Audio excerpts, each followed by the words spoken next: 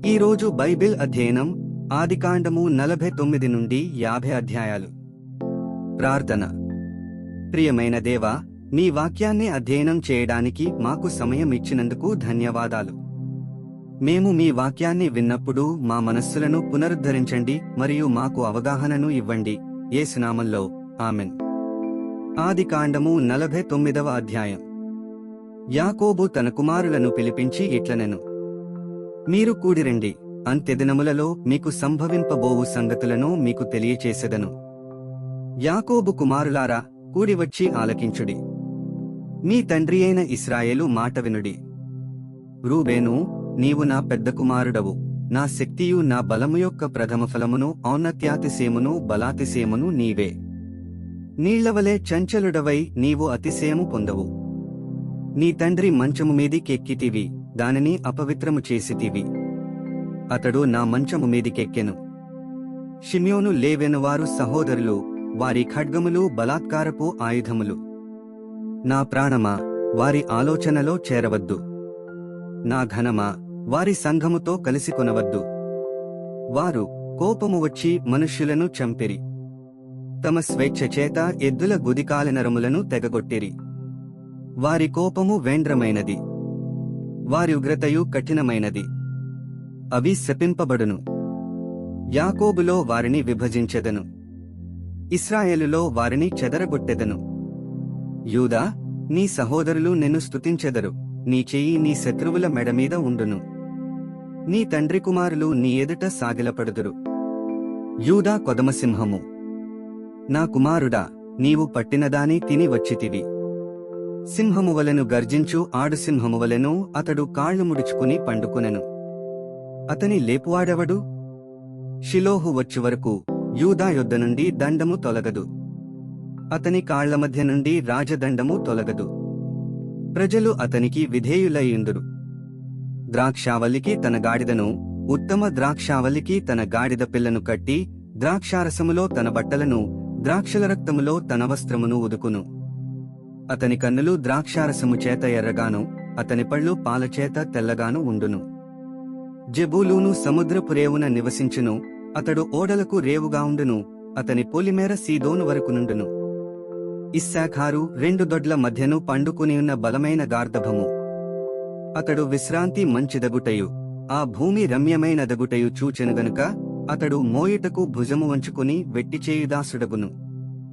దాను ఇశ్రాయేలు గోత్రికులవలే తన ప్రజలకు న్యాయము తీర్చును. దాను త్రోవలో సర్పముగాను, దారిలో కట్లపాముగాను ఉండును. అది గుర్రపు మడిమెలు కరచును, అందువలన ఎక్కువాడు వెనుకకు పడును. యెహోవా, నీ రక్షణ కొరకు కనిపెట్టియున్నాను. బంటుల గుంపు గాదును కొట్టును, అతడు మడిమెను కొట్టును. ఆషేరు నొద్ద శ్రేష్టమైన ఆహారము కలదు, రాజులకు తగిన మధుర పదార్థములను అతడిచ్చును. నఫ్తాలి విడువబడిన లేడి, అతడు ఇంపైన మాటలు పలుకును. యోసేపు ఫలించెడి కొమ్మ, ఊటయొద్ద ఫలించెడి కొమ్మ, దాని రెమ్మలు గోడ మీదికి ఎక్కి వ్యాపించును. విలుకాండ్రు అతని వేధించిరి, వారు బాణములను వేసి అతని హింసించిరి. యాకోబు కొలుచు పరాక్రమశాలి అయిన వాని హస్తబలము వలన అతని విల్లుబలమైనదగును. ఇశ్రాయేలునకు బండయు, మేపెడివాడును ఆయనే. నీకు సహాయము చేయు నీ తండ్రి దేవుని వలనను, పైనుండి మింటి దీవెనలతోను, క్రింద దాగియున్న అగాజ్జలముల దీవెనలతోనూ, స్తనముల దీవెనలతోనూ, గర్భముల దీవెనలతోనూ, నిన్ను దీవించు సర్వశక్తుని దీవెన వలనను అతని బాహుబలము దిట్టపరచబడును. నీ తండ్రి దీవెనలు నా పూర్వీకుల దీవెనలపైని చిరకాల పర్వతముల కంటే హెచ్చుగా ప్రబలమగును. అవి యోసేపు తలమీదను, తన సహోదరుల నుండి వేరుపరచబడిన వాని నడి నెత్తిమీదను ఉండును. బెన్యామీను చీల్చునట్టి తోడేలు. అతడు ఉదయమందు ఎరను తిని, అస్తమయమందు దోపుడు సొమ్ము పంచుకునును. ఇవన్నీయు ఇశ్రాయేలు 12 గోత్రములు. వారి తండ్రి వారిని దీవించుచు వారితో చెప్పినది ఇదే. ఎవరి దీవెన చొప్పున వారిని దీవించెను. తరువాత అతడు వారికాజ్ఞాపించుచు ఇట్లనెను: నేను నా స్వజనుల యొద్దకు చేర్చబడుచున్నాను. హిత్తీయుడైన ఎఫ్రోను భూమి అందున్న గుహలో నా తండ్రుల యొద్ద నన్ను పాతిపెట్టుడి.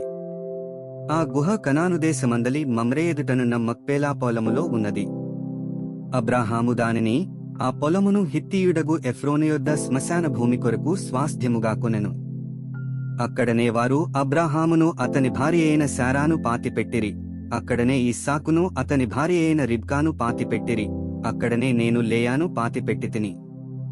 ఆ పొలమును అందులోనున్న గుహయు హేతు కుమారుల యొద్ద కొనబడినదనెను. యాకోబు తన కుమారులకాజ్ఞాపించుట చాలించి మంచము మీద తన కాళ్లు ముడుచుకుని ప్రాణము విడిచి తన స్వజనుల యొద్దకు చేర్చబడెను. ఆదికాండము 50వ అధ్యాయం. యోసేపు తన తండ్రి ముఖము మీద పడి అతని గూర్చి ఏడ్చి అతని ముద్దు పెట్టుకునెను. తరువాత యోసేపు సుగంధద్రవ్యములతో తన తండ్రి శవమును సిద్ధపరచవలెనని తన దాసులైన వైద్యులకు ఆజ్ఞాపించెను గనుక ఆ వైద్యులు ఇశ్రాయేలును సుగంధద్రవ్యములతో సిద్ధపరచిరి. సుగంధద్రవ్యములతో సిద్ధపరచబడు వారి కొరకు దినములు సంపూర్ణమగునట్లు అతని కొరకు 40 దినములు సంపూర్ణమాయెను.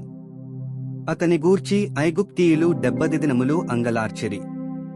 అతని గూర్చిన అంగలార్పు దినములు గడచిన తరువాత యోసేపు ఫరో ఇంటి వారితో మాటలాడి, మీ కటాక్షము నా మీదనున్న ఎడల మీరు అనుగ్రహించి నా మనవి ఫరో చెవినివేసి నా తండ్రి నా చేత ప్రమాణము చేయించి, ఇదిగో నేను చనిపోవుచున్నాను, కనానులో నా నిమిత్తము సమాధి త్రవ్వించితిని గదా, అందులోనే నన్ను పాతి పెట్టవలెనని చెప్పెను. కాబట్టి సెలవైతే నేనక్కడికి వెళ్లి నా తండ్రిని పాతిపెట్టి మరలవచ్చెదనని చెప్పుడనెను. అందుకు ఫరో, అతడు నీచేత చేయించిన ప్రమాణము చొప్పున వెళ్లి నీ తండ్రిని పాతిపెట్టుమని సెలవిచ్చెను. కాబట్టి యోసేపు తన తండ్రిని పాతిపెట్టుటకు పోయెను. అతనితో ఫరో ఇంటి పెద్దలైన అతని సేవకులందరునూ, ఐగుప్తు దేశపు పెద్దలందరును, యోసేపు ఇంటి వారందరును, అతని సహోదరులను, అతని తండ్రి ఇంటి వారును వెళ్ళిరి. వారు తమ పిల్లలను, తమ గొర్రెల మందలను, తమ పశువులను మాత్రము గోషెను దేశములో విడిచిపెట్టిరి. మరియు రథములను, రౌతులను అతనితో వెళ్లినందున ఆ సమూహము బహు విస్తారమాయెను. యొర్దానునకు అవతలనున్న ఆర్దుకళ్లమునొద్దకు చేరి అక్కడ బహుఘోరముగా అంగలార్చిరి. అతడు తన తండ్రిని గూర్చి 7 దినములు దుఃఖము సలిపెను. ఆ దేశమందు నివసించిన కనానీయులు ఆటదు కళ్లమునొద్ద ఆ దుఃఖము సలుపుట చూచి, ఐగుప్తీయులకు ఇది మిక్కటమైన దుఃఖమని చెప్పుకొనిరి గనుక దానికి ఆబేల్మిస్రాయిము అను పేరు పెట్టబడెను. అది యొర్దానునకు అవతలనున్నది. అతని కుమారులు తన విషయమై అతడు వారికాజ్ఞాపించినట్లు చేసిరి. అతని కుమారులు కనాను దేశమునకు అతని శవమును తీసుకునిపోయి మక్పేలా పొలమందున్న గుహలో పాతిపెట్టిరి. దానిని ఆ పొలమును అబ్రాహాము తనకు శ్మశానము కొరకు స్వాస్థ్యముగానుండు నిమిత్తము మమ్రే ఎదుట హిత్తీయుడైన ఎఫ్రోను యొద్ద కొనెను. యోసేపు తన తండ్రిని పాతిపెట్టిన తరువాత అతడును అతని సహోదరులను అతని తండ్రిని పాతిపెట్ట వెళ్లిన వారందరూ తిరిగి ఐగుప్తునకు వచ్చిరి. యోసేపు సహోదరులు తమ తండ్రి మృతి పొందుట చూచి, ఒకవేళ యోసేపు మన యందు పగపట్టి మనమతనికి చేసిన కీడంతటి చొప్పున మనకు నిశ్చయముగా కీడు జరిగించుననుకొని యోసేపునకు ఈలాగు వర్తమానమంపిరి: నీ తండ్రి తాను చావకమునుపు ఆజ్ఞాపించినదేమనగా, మీరు యోసేపుతో నీ సహోదరులు నీకు కీడు చేసిరి గనుక దయచేసి వారి అపరాధమును వారి పాపమును క్షమించుమని అతనితో చెప్పుడనెను. కాబట్టి దయచేసి నీ తండ్రి దేవుని దాసులా అపరాధము క్షమించుమనిరి. వారు యోసేపుతో ఈలాగు మాటలాడుచుండగా అతడు ఏడ్చెను. మరియు అతని సహోదరులు పోయి అతని ఎదుట సాగిలపడి, ఇదిగో మేము నీకు దాసులమని చెప్పగా, యోసేపు, భయపడకుడి, నేను దేవుని స్థానమందున్నానా? మీరు నాకు కీడు చేయనుద్దేశించితిరిగాని నేటి దినమున జరుగుచున్నట్లు, అనగా బహుప్రజలను బ్రతికించున్నట్లుగా అది మేలుకే దేవుడు ఉద్దేశించెను. కాబట్టి భయపడకుడి, నేను మిమ్మును మీ పిల్లలను పోషించెదనని చెప్పి వారిని ఆదరించి వారితో ప్రీతిగా మాటలాడెను. యోసేపు అతని తండ్రి కుటుంబపు వారును ఐగుప్తులో నివసించిరి. యోసేపు 110 సంవత్సరములు బ్రతికెను. యోసేపు ఎఫ్రాయిము యొక్క 3వ తరము పిల్లలను చూచెను. మరియు మనష్షే కుమారుడైన మాకీరునకు కుమారులు పుట్టి యోసేపుడిలో ఉంచబడిరి. యోసేపు తన సహోదరులను చూచి, నేను చనిపోవుచున్నాను, దేవుడు నిశ్చయముగా మిమ్మును చూడవచ్చి ఈ దేశములో నుండి తాను అబ్రాహాము, ఇస్సాకు, యాకోబులతో ప్రమాణము చేసి ఇచ్చిన దేశమునకు మిమ్మును తీసుకునిపోవునని చెప్పెను. మరియు యోసేపు, దేవుడు నిశ్చయముగా మిమ్మును చూడవచ్చును, అప్పుడు మీరు నా ఎముకలను ఇక్కడ నుండి తీసుకుని పోవలెనని చెప్పి ఇశ్రాయేలు కుమారుల చేత ప్రమాణము చేయించుకొనెను. యోసేపు 110 సంవత్సరముల వాడై మృతి పొందెను. వారు సుగంధద్రవ్యములతో అతని శవమును సిద్ధపరచి ఐగుప్తు దేశమందు ఒక పెట్టెలో ఉంచిరి. 49 నుండి 50 అధ్యాయాలు చదివియున్నాము. ముగింపు ప్రార్థన. సర్వశక్తిమంతుడైన దేవా, నీవే మార్గము, సత్యము మరియు జీవము. చదివిన వాక్యాన్ని మీ కృప ద్వారా మా హృదయాలలో ఉంచుకొని మా జీవితంలో అన్వయించుకోవడానికి మాకు సహాయం చేయండి. ఆమెన్.